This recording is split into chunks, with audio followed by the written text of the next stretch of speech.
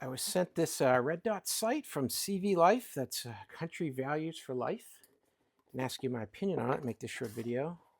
So let's see what they send you in the box. This is their JackalHowl 2 red dot sight. So you get the instruction manual here.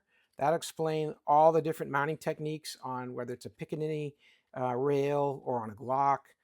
Different mounting plates are needed for the different types of equipment. Give you a little cleaning cloth for the lens. You get the sight itself. It's already mounted on this riser here. This helps you jump up so you can still use your iron sights if needed. You can jump above them. You've got another mount here. It sits down a little bit lower. They're going to give you the batteries that you need to drive this thing, plus a backup, and then the tool. And that's everything that they're going to include in here. Everything else is all ready to go. So it's, like I said, mounted already on this riser here.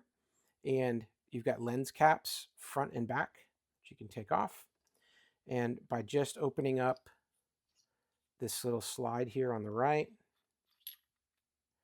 we put our battery in there and we'll turn on the device.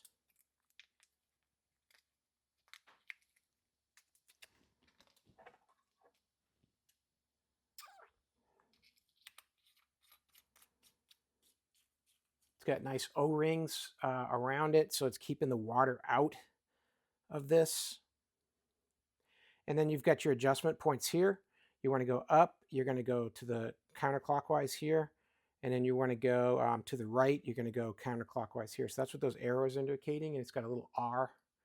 You see that? And then you see this here. So real easy to make these adjustments. These screw caps come off. And then that's where you're going to make those changes. And it says also up here on that side. So this isn't necessarily going to be the right tool for that. You're going to want to just use, maybe a fingernail to click that. You can hear that click. Or you're going to use a quarter or penny or something like that. Just a flat tip will do it.